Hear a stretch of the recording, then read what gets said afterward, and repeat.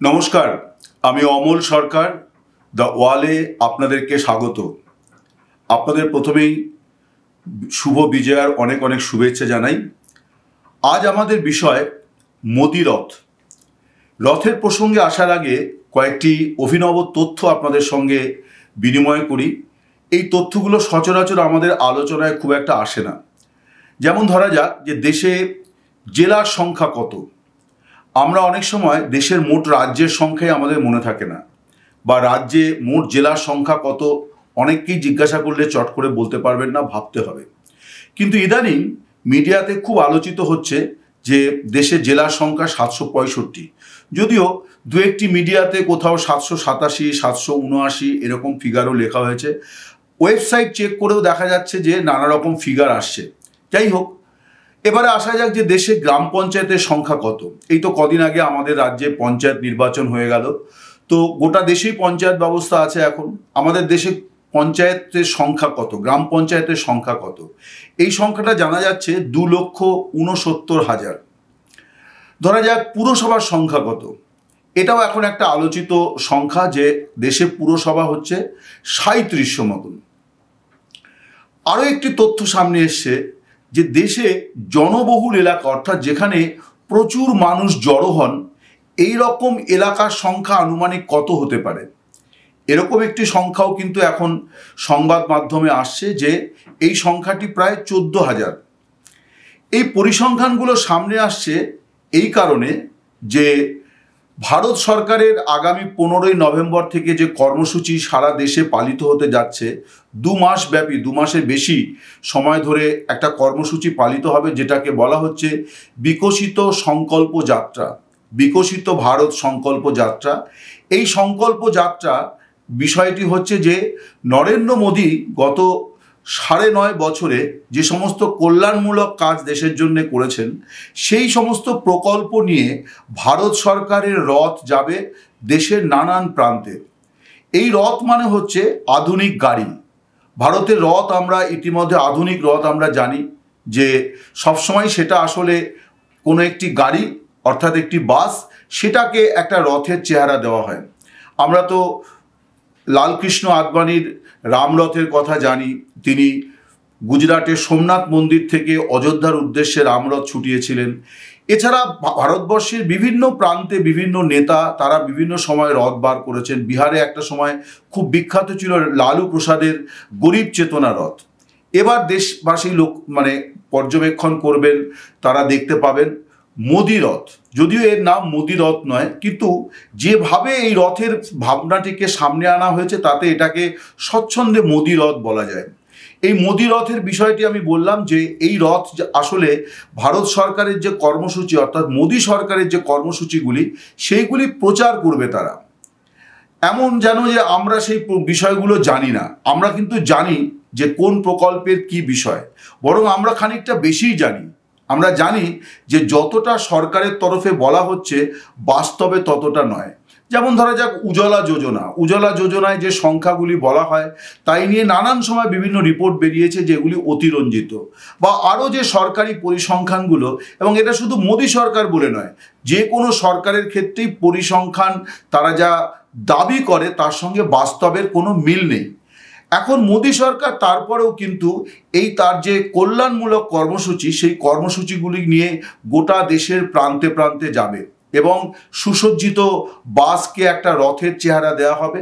এবং এই প্রথম একটা অভিনব কাণ্ড ভারতবর্ষে, খানিকটা অস্বাভাবিকও বটে, ঘটতে চলেছে। সেটি হচ্ছে ভারত সরকারের যুগ্ম সচিব, অধিকর্তা, উপ অধিকর্তা, এই পদমর্যাদার অফিসার, তারা এক একটি জেলার রথ প্রভারী হবেন, অর্থাৎ ওই রথের দায়িত্বে তিনি থাকবেন, এবং এই মর্মেই কিন্তু তাদের নামে সরকারি নির্দেশনামা জারি হবে। ইতিমধ্যে সরকারি বিজ্ঞপ্তি জারি হয়েছে যে কোন কোন স্তরের অফিসারদের কিভাবে এই রথ প্রভারীর দায়িত্ব পালন করতে হবে। অর্থাৎ তিনি থাকবেন ইনচার্জ, তার সঙ্গে একটি টিম থাকবে। সেই টিম বিভিন্ন জেলার গ্রাম পঞ্চায়েত, পুরসভা, এবং যেটা বলছিলাম যে প্রায় 14,000 জনবহুল এলাকায় এই রথ যাবে, এবং সেখানে মোদি সরকারের কর্মসূচির তারা প্রচার করবেন। যে কথা আগেই বলছিলাম যে এমন যেন সরকারের এই কর্মসূচিগুলির কথা কারো জানা নেই। আমরা কিন্তু সবই জানি কোন কর্মসূচির কি কথা বলা হয়েছিল, বরং আমরা যা সরকার বলে না তার থেকে বেশি জানি, যেটা বলছিলাম যে বাস্তবের সঙ্গে এর কোনো মিল নেই। সদ্যই আমাদের একটি আন্তর্জাতিক রিপোর্টের কথা আমরা সকলেই জানি যে পৃথিবীর যে খাদ্য সূচক তাতে দেখা যাচ্ছে যে 121টি দেশের মধ্যে ভারতের স্থান হয়েছে 107 নম্বরে, এবং গত বছরের তুলনায় ভারত আরও পিছিয়ে গিয়েছে। এবং শুধু তাই নয়, ভারত তার প্রতিবেশী দেশ পাকিস্তান, বাংলাদেশ, শ্রীলঙ্কা, নেপাল, ভুটান এই সমস্ত দেশের থেকেও পিছিয়ে। এরপরেও কিন্তু মোদী সরকার দুর্নিবার তারা এই সব রিপোর্টকে সবসময়ই উপেক্ষা করেছে এবং বলেছে যে এগুলো সমস্ত ভ্রান্ত রিপোর্ট, এর কোনো এই মানদণ্ডের কোনো অর্থহীন, অতএব তারা এগুলো কানে তোলে না। বরং মোদী সরকার মনে করে যে এই 9.5 বছরে নরেন্দ্র মোদী ভারতবর্ষকে একটা নতুন দেশ উপহার দিয়েছেন, যে দেশে দারিদ্র্য নেই, যে দেশে বেকারি নেই, যে দেশে হাহাকার নেই, অনাহার নেই। এটাই কিন্তু সরকারের সর্বক্ষণের একটা দাবি। সেই দাবিকেই একেবারে অভিনব পর্যায়ে বা অভিনব উপায়ে পেশ করার জন্যই শুরু হতে যাচ্ছে 15ই নভেম্বর বিরসা মুন্ডার জন্মদিন থেকে। এই কর্মসূচি চলবে 25শে জানুয়ারি পর্যন্ত। এবার আপনারা জানেন, সকলেই ইতিমধ্যে জেনেছেন যে 22 জানুয়ারি আবার দেশে আরও একটু অভিনব ঘটনা ঘটতে চলেছে। 22 জানুয়ারি অযোধ্যায় যে রাম মন্দির তৈরি হচ্ছে সেই রাম মন্দিরের উদ্বোধন করবেন প্রধানমন্ত্রী। তার আগে এই 2 মাস ধরে দেশব্যাপী মোদি রথ ঘুরে বেড়াবে। রাম মন্দির আন্দোলনের জন্য যে রথ বেরিয়েছিল সেই রথের কাণ্ডারি ছিলেন লালকৃষ্ণ আদবানি, যিনি এখন বিজেপিতে ব্রাত্য। তার কোনো খবর কজন রাখেন তাই নিয়ে অনেক সংশয় আছে। তিনি এখন অবসর জীবন কাটাচ্ছেন এবং এই অবসর জীবনে তাকে ঠেলে দিয়েছে কিন্তু দলই। কয়েক বছর আগে দলের তরফেই তাকে মোটামুটি এইরকমই একটি আভাস দেওয়া হয়েছিল এবং তিনি নিষ্ক্রিয় হয়ে গিয়েছেন। আজকে সেই লালকৃষ্ণ আদবানি যে রাম রাজ্য এবং রাম মন্দির তৈরির যে আন্দোলন শুরু করেছিলেন, সেই রাম মন্দির যে করেই হোক, আদালতের নির্দেশেই হোক বা আন্দোলনের ফলেই হোক, সেই রাম মন্দির হচ্ছে, কিন্তু তার উদ্বোধন করবেন প্রধানমন্ত্রী নরেন্দ্র মোদী।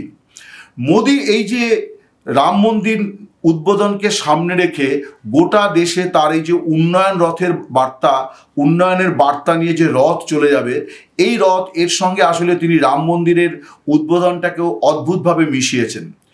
তার এই যে রাজনীতি, অর্থাৎ হিন্দুত্বের রাজনীতি, রাম নির্ভর যে রাজনীতির যে নয়া প্যাকেজ, তার খানিকটা আভাস পাওয়া যায় গত পরশুদিন উত্তরপ্রদেশের মুখ্যমন্ত্রী যোগী আদিত্যনাথের কথায়। যোগী আদিত্যনাথ বলেছেন যে নরেন্দ্র মোদীর যাবতীয় কর্মসূচি আসলে রাম রাজ্যের একটি করে স্তম্ভ বা পিলার, অর্থাৎ যে কল্যাণমূলক কর্মসূচিগুলি তিনি নিয়েছেন সেগুলি এক একটি রাম রাজ্যের এক একটি পিলার, রাম মন্দিরের এক একটি পিলার। অর্থাৎ যেটা বোঝা যাচ্ছে যে ভারত সরকারের কাজকে বিজেপি নরেন্দ্র মোদীকে সামনে রেখে তার যে রাজনৈতিক কর্মসূচি, অর্থাৎ রামরাজ্য প্রতিষ্ঠা, হিন্দু রাষ্ট্র প্রতিষ্ঠা, সেই রাজনীতিকে একটা অভিনব প্যাকেজ নরেন্দ্র মোদী তৈরি করে দিয়েছেন দলের জন্যে। তার হয়ে সরকারি কর্মচারীরা তারা দেশের নানান প্রান্তে ঘুরে ঘুরে সরকারের বাজনা বাজাবে, সরকারের উন্নয়নের বাজনা বাজাবেন। তারপরে একটা অন্তিম পর্বে 22শে জানুয়ারি শুরু হবে নতুন রাম মন্দিরের উদ্বোধন এবং সেই দিন থেকেই ভক্তদের জন্য উন্মুক্ত হবে রাম মন্দির। 25শে জানুয়ারি যেদিন মোদী সরকারের কর্মসূচি অর্থাৎ মোদী রথের যাত্রা শেষ হবে 2 মাস ব্যাপী, ঘটনাচক্রে সেই 25শে জানুয়ারি হচ্ছে দেশের জাতীয় ভোটার দিবস। অর্থাৎ এর সঙ্গে যে ভোট রাজনীতিটা সেটাও অদ্ভুতভাবে নরেন্দ্র মোদী মিশিয়ে নিয়েছেন। ফলে আগামী দিন একটা নতুন রথযাত্রা আমরা দেখতে চলেছি, যে রথ আমাদের প্রায় সকলেরই দুয়ারে আসবে বলে শোনা যাচ্ছে এবং সেই রথের চেহারাটা এখন থেকে অনুমান করে নেওয়া যায়। এবং শুধু তাই নয়, এই প্রথম দেখা যাচ্ছে যে ভারতবর্ষের সামরিক বাহিনী, সেনাবাহিনী তাদেরকেও নানানভাবে কিন্তু সরকারের এই প্রচার, অর্থাৎ সরকারের ভালো কথা, সরকারের উন্নয়নের কথা প্রচারের কাজে ব্যবহার করার একটা পরিকল্পনা নেওয়া হয়েছে। বহু জায়গাতে, প্রায় 800-র বেশি জায়গাতে সেলফি পয়েন্ট তৈরি করছে প্রতিরক্ষা মন্ত্রক, যেখানে নরেন্দ্র মোদীর ছবি থাকবে, সেই সঙ্গে থাকবে মোদী সরকারের বিভিন্ন কর্মসূচির হোর্ডিং, ব্যানার। যে কোনো নাগরিক সেখানে গিয়ে সেলফি তুলতে পারবেন। এবং সেনাবাহিনীর কর্মীদের বলা হয়েছে যে তারা যারা ছুটিতে আছেন, ছুটিতে থাকাকালীনও তারা যেন চেষ্টা করেন সরকারের ভালো কাজের প্রচার করতে। এখন এইটা নিয়ে একটা রাজনৈতিক বিতর্ক তৈরি হয়েছে। কংগ্রেস সভাপতি মল্লিকার্জুন খার্গে তিনি প্রধানমন্ত্রীকে চিঠি দিয়ে বলেছেন যে সরকারি কর্মচারীদের এইভাবে সরকারের প্রোপাগান্ডাতে নামানোটা অত্যন্ত গর্হিত কাজ হচ্ছে, আইন বিরুদ্ধ কাজ হচ্ছে। এইভাবে সরকারকে দলীয়করণ কখনো কোনো সরকার করেনি। এই দাবিটি, খার্গের এই দাবিটি অবশ্যই বিতর্কিত। অতীতে ইন্দিরা গান্ধী, রাজীব গান্ধী তাদের সময় তো এইভাবেই কিন্তু সরকারি মেশিনারিকে কাজে লাগানো হয়েছে। সরকারি প্রচার যন্ত্র, আকাশবাণী, দূরদর্শন চিরকালই ছিল সরকারের পেয়াদার ভূমিকায়। আজ হয়তো সেই ভূমিকার অনেক পরিবর্তন হয়েছে, কিন্তু এটাও সত্য যে নরেন্দ্র মোদী যেভাবে দেশের কয়েক হাজার সরকারি কর্মচারীকে তার সরকারের প্রচারে নামাচ্ছেন, সেটা কিন্তু তার কোনো দৃষ্টান্ত অতীতে নেই। এবং সরকারি কর্মচারীদের যে কাজের যে বিধি, সেই বিধিরও এটা বিরুদ্ধে। সরকারি কর্মচারীদের কাজ কিন্তু সরকারের হয়ে প্রোপাগান্ডা করা নয়।